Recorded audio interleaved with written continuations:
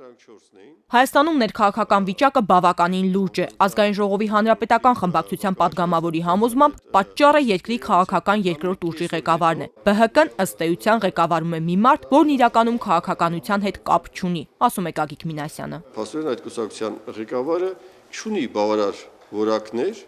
չունի կարողություն, որպեսզի կարողանա ղեկավարել երկրորդ թիվ երկրորդ քաղաքական ուժը։ Եվ սա ակնհայտ է։ Բազմաթիվ օրինակներ կարող եմ բերել ես, դուք կարող եք շատ ավելի շատ օրինակներ ավելացնել իմ բերած օրինակներին, որը ցույց է տալիս, որ պարոն Ծառուկյան Գագիկը քաղաքական, հանրային գործիչ չի, դրա ամենասկզբունքային իմաստով։ Բանավեճեր, հարցազրույցներ, քննարկումներ, դուք չեք հիշի այդպիսի բաներ։ Հանրապետական պատգամավորի խոսքով ամեն ինչ սկսվեց ԲՀԿ խորհրդաժողովում Ծառուկյանի հայտարարությունից հետո, որը իշխող քաղաքական ուժը շանտաժ է համարում։ Ամենակարևոր ուղերձը, որ ինքը հղեց մասնակիցներին այդ վեհաժողովի ու նաև ոչ հայ հանրության հետևյալն էր, որ եթե իշխանությունները իրականացնեն քայլեր կամ նույնիսկ խոսքեր,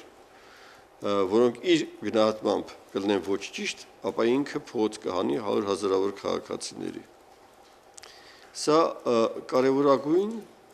հայտարարություն է, որը հղի է մեր ազգային անվտանգությունը խաթարելու լրջագույն լիցքով։ Հայտարարությունը հանրապետականներին մտահոգության առիթ է տվել։ Որևէ իշխանություն չի կարող հանդուրժել, որ քաղաքական երկրորդ ուժը իշխանության ոչ թե գործի, այլ խոսքի պատճառով փողոց հանի հազարավոր քաղաքացիների, ասում է Գագիկ Մինասյանը։ Արդյոք մենք պատրաստ ենք մեր ազգային անվտանգությունը դնել այդպիսի հարվածի տակ։ Ես կարծում եմ ոչ։ Դա ուղղակի շանտաժ է։ Շանտաժ իշխանությունների հասցեին, շանտաժ պետության հասցեին,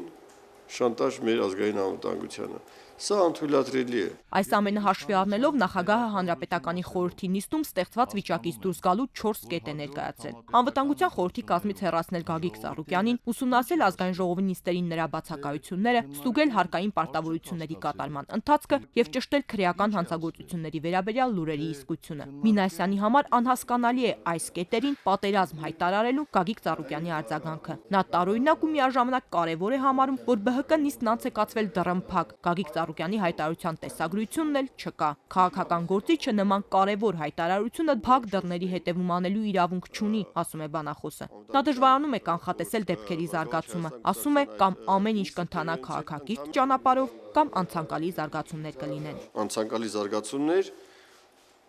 որոնց ուղղակի սպասում են մեր արևմտյան եւ արևելյան հարևանները։ Ազնիվ Կարապետյան, Նարեկ Եղիազարյան, Արտյոմ Պողոսյան, այսօր։